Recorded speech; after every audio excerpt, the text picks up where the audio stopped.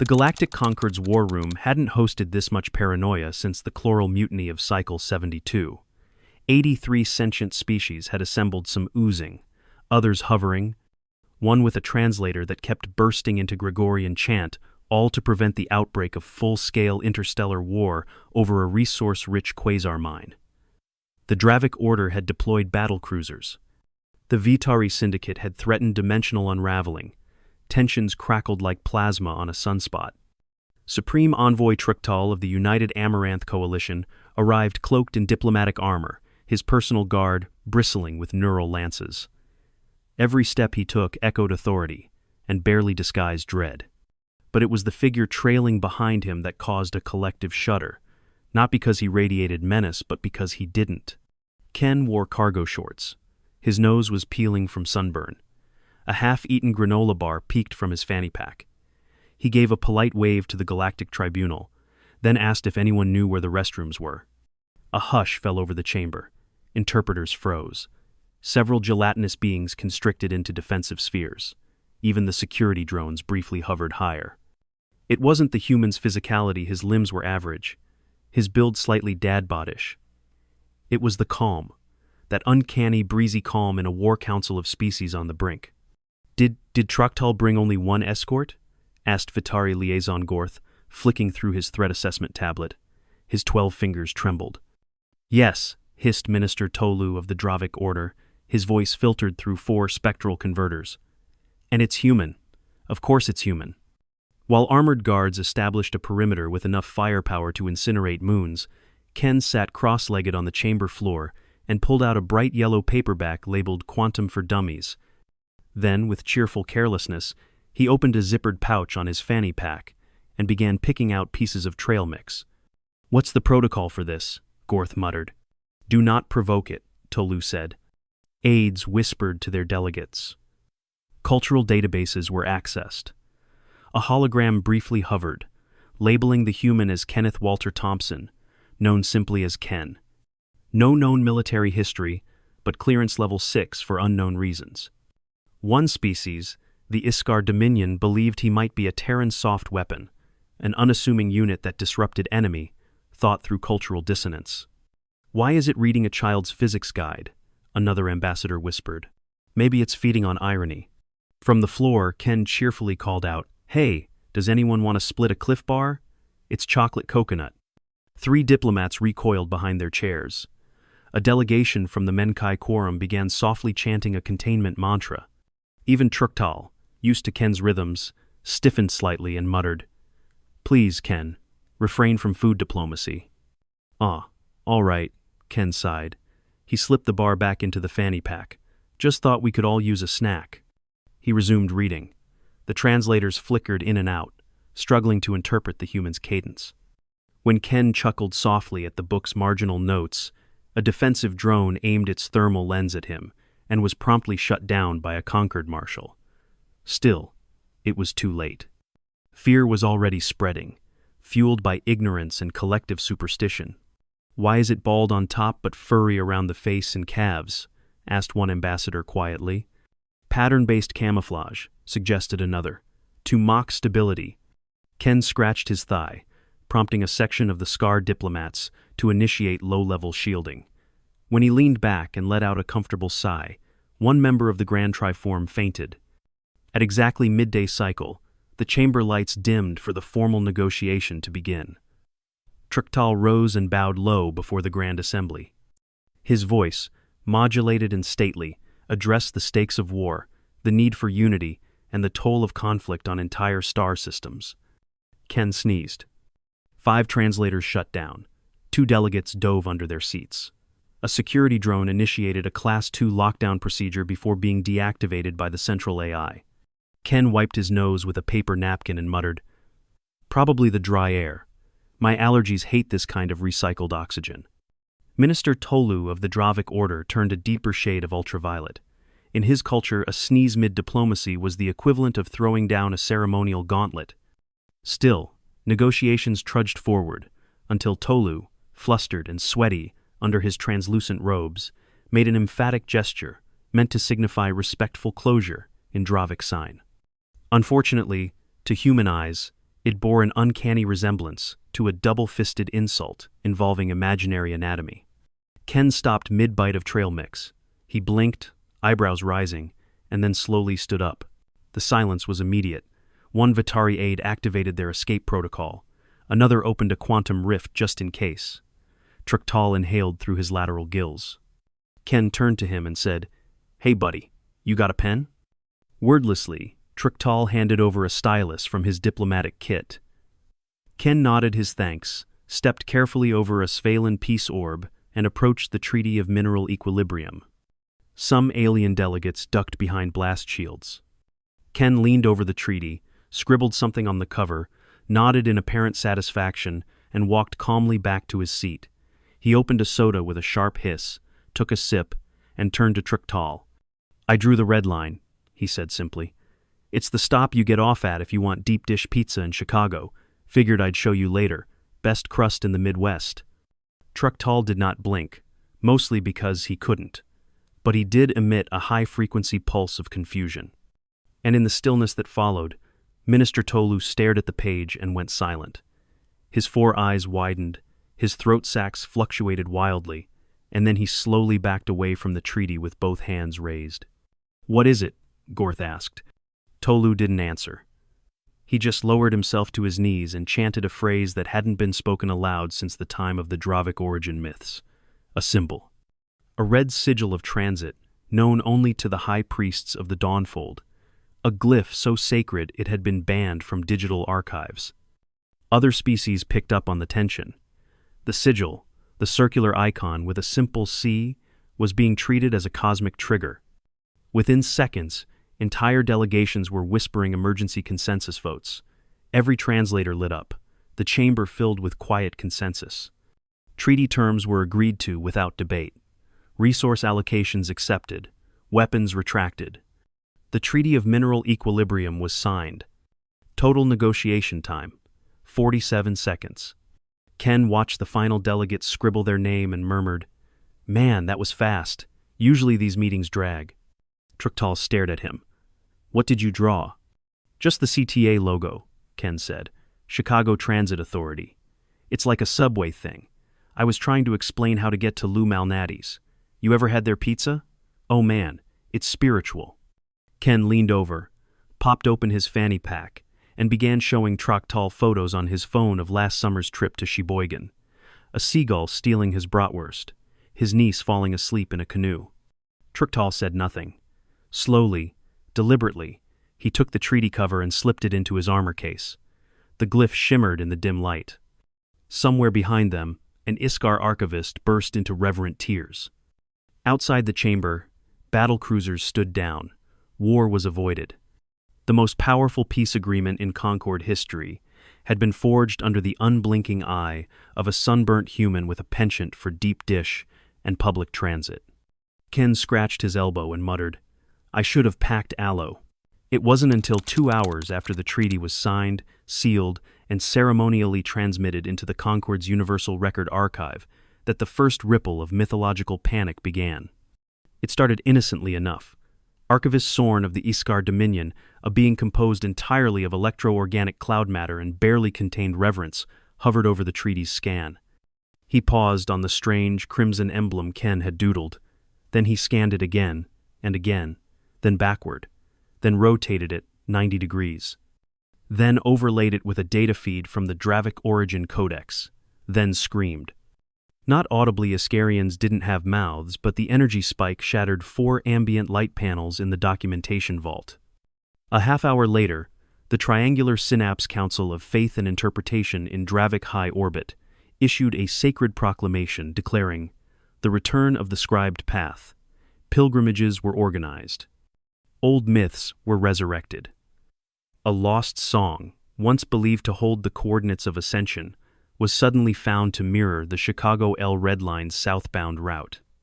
Meanwhile, Ken was deeply invested in explaining Wisconsin cheese curds to a confused delegate from the Carbonite Choir. "They squeak when they're fresh," he said, between bites of freeze-dried strawberries. "That's how you know they're good. A lot of people think it's weird, but honestly, if your snack isn't trying to communicate, what's the point, right?" The choir member, a sentient cluster of harmonic tones, emitted a low-frequency pulse, and slowly backed out of the conversation. Ken didn't notice. He was too busy trying to find a decent earth plug adapter for his phone. The fanny pack had compartments for everything except alien power grids. Trk'tal watched him from across the lounge, expression unreadable. He had just received 28 private inquiries from major diplomatic branches, all asking the same thing. Does the human Ken possess symbolic authority over transdimensional root access patterns? He didn't even know what that meant.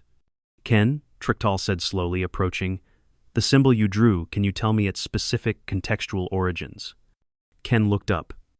The CTA logo. It's just, Chicago trains. You got the red line, the blue line, greens for the south side, and the brown line's the one my cousin takes when she visits from Oak Park. Trk'tal took a moment to absorb that. You drew it because you were helping me find pizza. Ken beamed. Yep. I thought it might help you get there if you ever swung by Earth. There's this little window seat at Malnati's perfect view of the L zipping past. Kinda peaceful, in a gritty industrial way. Trk'tal nodded very slowly. Ken, do you understand that your symbol is currently being treated as a theological catalyst across multiple star systems? Ken paused. Is that good?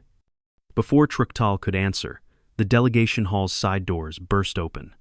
Ambassador Gevix of the Zyrenclade floated in, flanked by ceremonial guards in obsidian-scale armor.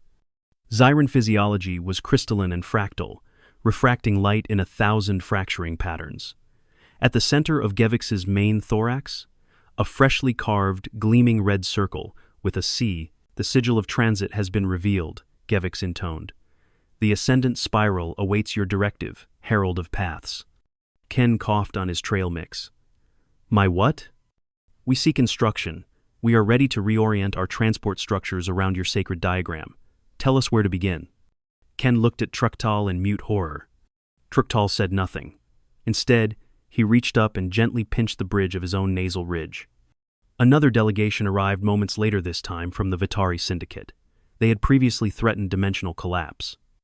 Now they arrived bearing peace garlands and a query about what exactly Belmont Station symbolized in metaphysical rebirth cycles. Wait, Ken said, hands raised. You guys think this means something?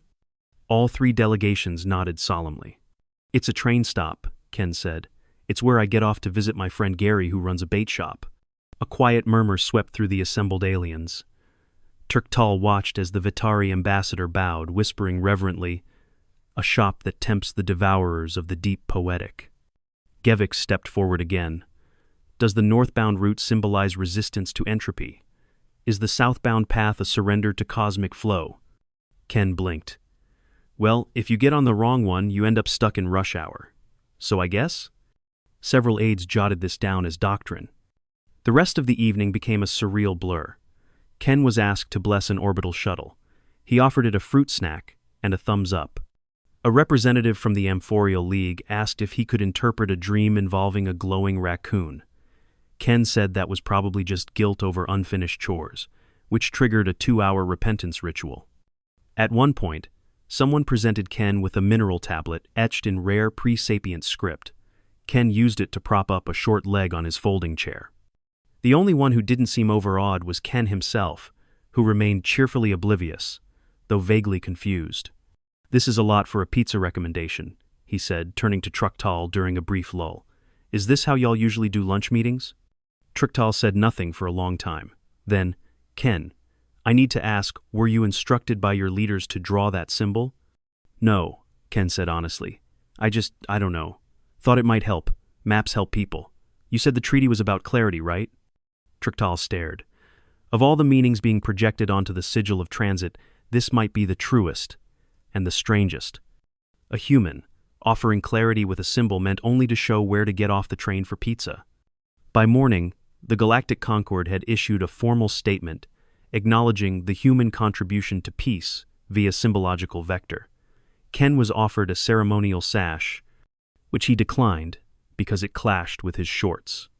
Meanwhile, 3 planetary religions updated their scriptures. One civilization quietly removed the concept of warfare from its social vocabulary, now considering it incompatible with the diagram's loop.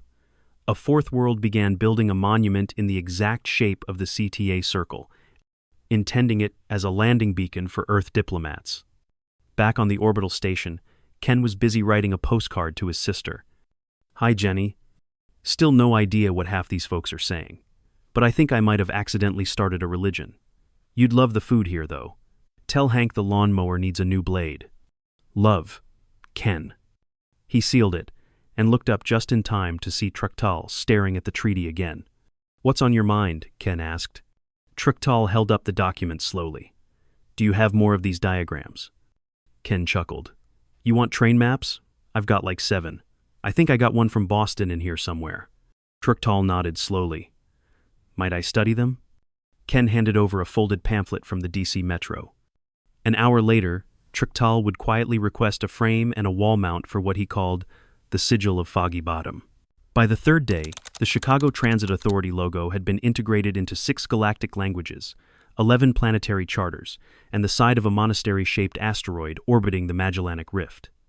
A shipyard orbiting Gel IV rebranded itself as Ken Terminal Alpha, and the Concord's Peace Enforcement Council issued a memo discouraging unsanctioned cosmological interpretations of terrestrial transit signage. No one listened. Meanwhile, Ken was brushing cracker crumbs off his shirt and trying to explain what a garage sale was to a tall quadrupedal creature that interpreted Earth commerce as blood right inheritance. No, Ken said, gesturing vaguely. "You don't inherit the lawn furniture. You buy it from someone who's just tired of looking at it. A couple bucks, maybe a handshake. That's it." The quadruped froze, visibly shaken. "You accept ancient objects from your elders in exchange for coin?" "Well, yeah. Last year I got a working blender and a dog-shaped mug for $4. The alien slowly backed away, muttering reverently, "Such blasphemy, such freedom." Across the Concorde's upper chamber, Trk'tal was knee-deep in a pile of digital communiques. Messages from half the coalition poured in, ranging from celebratory hymns to panic reports. The Order of the Linear Cycle had declared Earth to be the Axis world. The Third Confederation accused the Amaranth Coalition of hoarding esoteric Terran navigational sorcery. Meanwhile, a minor offshoot of the Triune Peace faction sent blueprints for a planned 3-mile rotating disk monument meant to align precisely with the red line during equinox. Trk'tal hadn't slept. He reviewed one message where a Vitari cult claimed Ken's soda choice grape signified transmutation of grief. In another, Ken's casual mention of a buddy with shingles led to a galactic health policy debate about whether Earth had weaponized skin-borne architecture. And Ken, blissfully unaware of most of it, had moved on to organizing what he called a potluck. "I just thought, he told Trk'tal, after all the tension, everyone could use a sit-down, maybe some green bean casserole." "You mean a diplomatic summit?" Ken tilted his head. "No, a potluck. You bring food. You talk. Sometimes there's Jell-O with marshmallows, depending on who's hosting." Trk'tal stared at him, then sighed. "I will inform the catering liaison." Preparations commenced within the hour. To many of the Concorde's inhabitants, it was an unprecedented interspecies cultural convergence. But to Ken, it was just folks bringing snacks. He even made a handwritten sign, "Potluck Thursday," and taped it to the high ceremony doors with a bit of chewing gum. Within 2 hours, tables lined with delicacies from across the spiral arms filled the chamber. One dish glowed faintly. Another emitted steam and what may have been musical notes. The Dravik offered something in a polished obsidian bowl that pulsed softly. Ken brought a large Tupperware of tuna noodle casserole. "This smells like regret and mayonnaise," commented a delegate from the Septon League, uncertain whether it was a threat. "You get used to it," Ken replied, helping himself to a second scoop. "Tastes better cold." The vibe was awkward at first. Aliens nervously eyeing each other across dishes of fermented spores and chocolate chip cookies. Then one of the SCAR delegates tried the Jell-O salad and burst into tears. The Carbonite choir joined in harmony. By mid-meal, someone had pulled out a 3-stringed instrument, and a representative from a silicon-based civilization recited what they claimed was a love poem, but sounded like 2 stones being ground together. Ken, content and still chewing, leaned toward Trk'tal. "You ever notice how people stop yelling when they've got something to eat?" Trk'tal blinked slowly. This was your diplomatic strategy? No, this is just lunch. But you know diplomacy's better on a full stomach. The potluck ended with polite murmurs and several interspecies recipes being traded. Ken promised to email someone a PDF about how to make deviled eggs. The following day, however, things turned serious again. Ken had developed a rash. It's probably just heat, he told Trk'tal, lifting his sleeve. Been warm in here, and I've been eating a lot of whatever that jellyfishy stuff was. Trk'tal's facial flaps flared. That was Thurnlaxora, a mild neurotoxin to most species. Ken blinked. Oh. 2 Concord medics rushed in with scanners. Ken winced as a cool mist sprayed over the reddened patch of skin. No internal organ damage, the medic said. Localized reaction. Monitor for systemic symptoms. No strenuous activity for 24 hours. Ken nodded, a little paler than usual. Well, guess it's good I didn't go back for seconds. They gave him a gel pack and strict instructions. Rest, hydration, no diplomatic engagements for the day. Ken promised, then asked if he could still attend the movie night Trk'tal was planning. Trk'tal had not been planning a movie night. But by that evening, a section of the hall had been converted into a makeshift theater. Ken, lounging in a folding chair with a hydration pack on one hip and a cool compress on his arm, had chosen the film Back to the Future. Halfway through, when the DeLorean hit 88 miles per hour, 6 delegates fainted and a 7th began sketching schematics for what he called the Ken Gate. That's just a car, Ken tried to explain, but it was too late. The room lit up with whispers. This human, he rides the storms of time. He harvests power from acceleration. His name shall be etched in circuits. Ken adjusted his compress. You know he's fictional, right? He is of you, a Munkai delegate whispered. That is enough. By night's end, Trk'tal sat across from Ken, exhausted, reviewing reports of spiritual revivals, technological proposals, and a small asteroid renaming itself Marty Prime. Ken, gently icing his rash, watched the credits roll. I think I made it worse, he admitted. No, Trk'tal said. You did what humans do. You improvised. You adapted. You shared snacks. Ken smiled faintly. Still, sorry about the whole religious paradigm shift thing. Trk'tal finally allowed himself a sigh. If your species ever decides to formalize interstellar relations, may I suggest fewer icons? Ken raised his soda in mock salute, or better public transit maps. It had been 7 standard days since the negotiation that ended the brinkmanship over the quasar-mine mine, and still the galactic Concord reeled not from political fallout, but from folklore. Ken, of course, had been resting.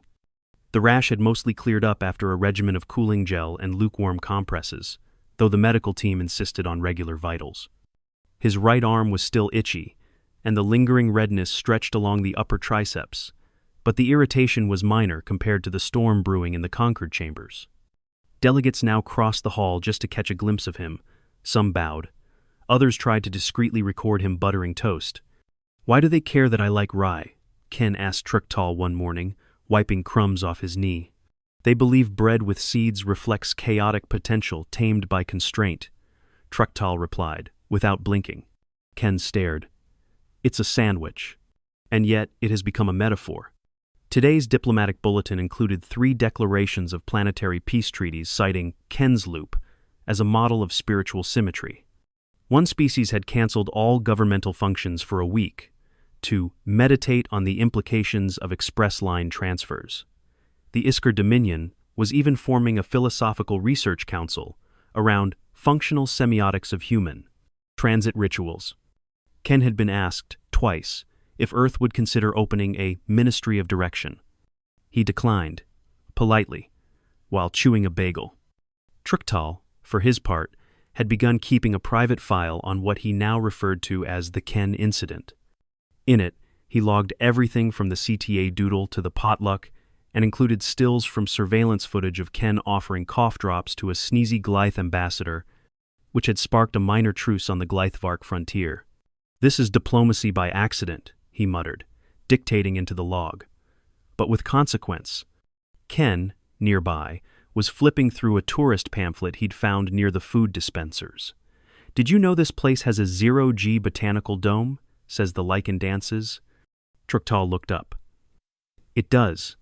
The mycosymbiotes have rhythmic pulsing when exposed to solar-rich nitrogen plasma."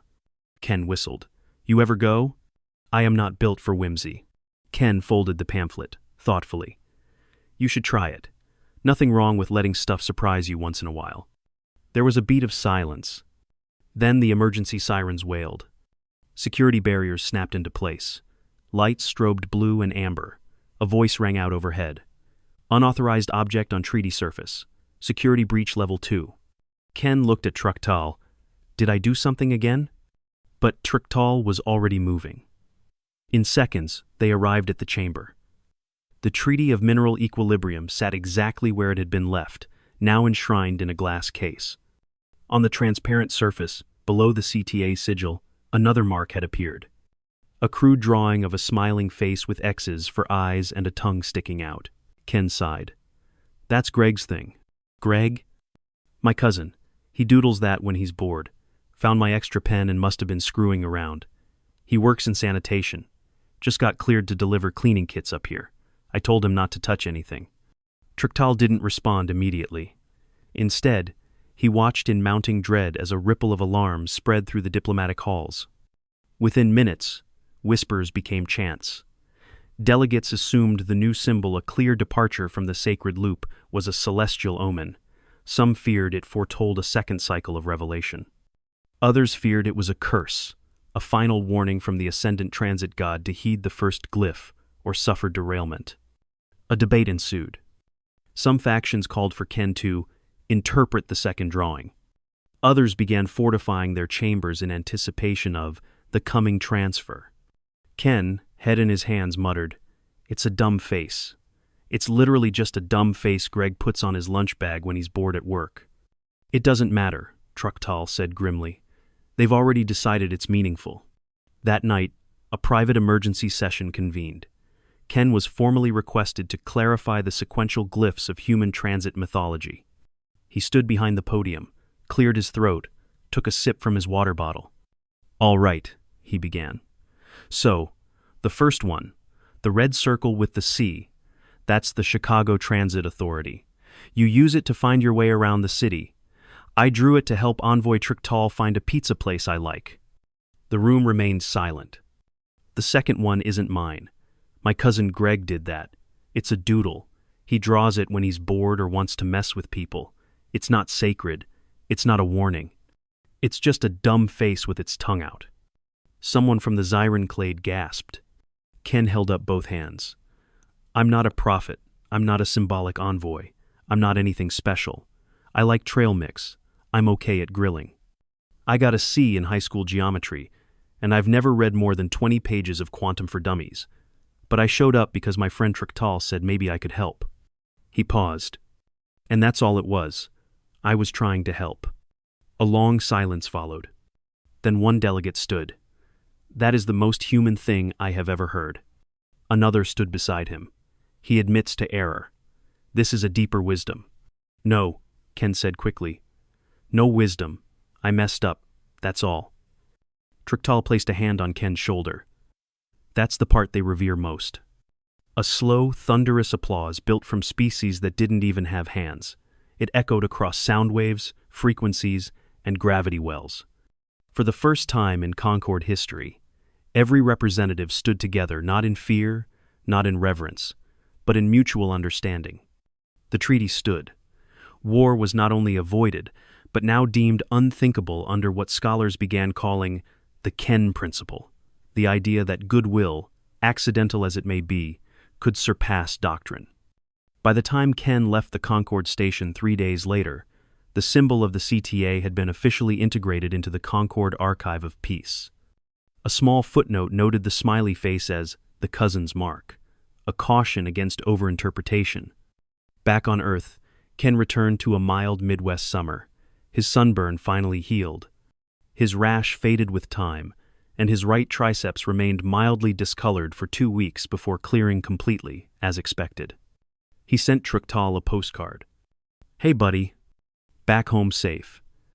They restocked the jalapeno kettle chips at the Quick Trip, so that's a win. Greg says he's sorry about the doodle. He doesn't mean things most days. Tell the Glythe folks I'm not an oracle. P.S. If you ever make it to Sheboygan, I'll show you my favorite pier. Bring sunblock this time. Your pal, Ken. And high above, in orbit around Gel the Fourth, a monument in polished alloy gleamed with the circular CTA glyph and a plaque beneath it. From clarity, peace. From snacks, unity. From accidents, meaning. The human Ken tourist, diplomat, bringer of maps,